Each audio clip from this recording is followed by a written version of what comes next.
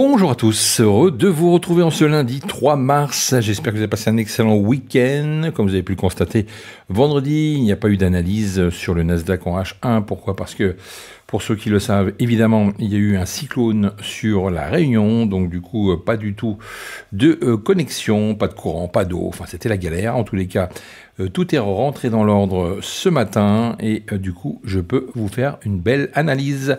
Donc, si on regarde un petit peu ce qui s'est passé en Delhi, on a fini avec une belle bougie verte.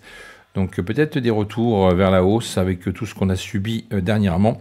C'est ce qu'on va essayer de comprendre encore aujourd'hui. Alors, on va tracer, comme d'habitude, le plus haut, le plus bas de la bougie de vendredi et également le profil des 50%, comme vous le savez, qui fonctionne parfaitement.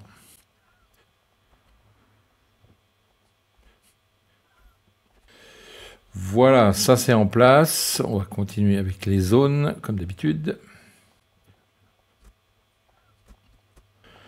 Voilà, c'est OK pour moi. Alors, on va essayer de regarder ce qui se passe au niveau de la liquidité. J'ai l'impression qu'il y a une belle mèche ici à aller chercher. Donc ça, déjà, on va la noter. On a aussi pas mal de rejets de ce côté-là, évidemment.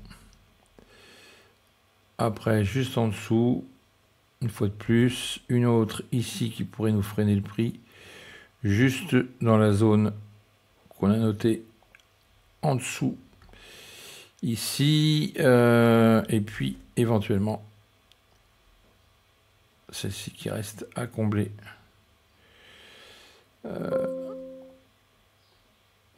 Avec le bas de la zone, puisqu'on a encore un petit bout de mèche à aller chercher ici aussi. Donc voilà ce que je peux noter ce matin. Ok, donc on avait un marché plutôt sympathique ce matin avec des marchés actions plutôt dans le vert. Est-ce qu'on va pouvoir revenir sur des bas ce matin?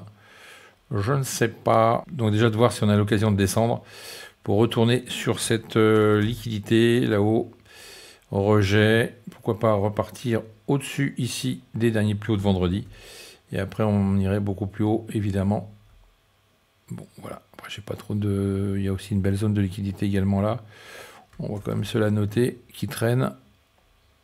Voilà, toute cette zone-là propice à la liquidité également. Donc voilà. Au moins aller jusque-là, on verra après ce que ça peut donner. Ça, c'est le côté plutôt haussier, vous l'avez compris. Et puis si on redescend beaucoup plus bas, on ira chercher ce niveau-là. Pourquoi pas aller chercher également celui-ci et toute la liquidité d'ici avec le niveau un peu plus bas. Donc voilà, comme d'habitude.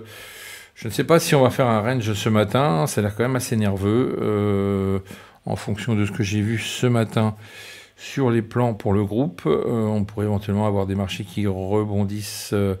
Ils ont déjà bien rebondi ce matin, puisque on a bien terminé vendredi, et du coup, on a retracé un tout petit peu. Hein, donc, faire attention au point pivot. Hein.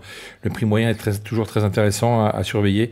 On pourrait éventuellement rebondir dessus, et également la 200 pour ceux qui mettent la 200, moyenne mobile 200, qui sert aussi de rebond pour rentrer en position ou carrément sortir. À vous de voir. En tous les cas, vous avez des possibilités ici, comme d'habitude.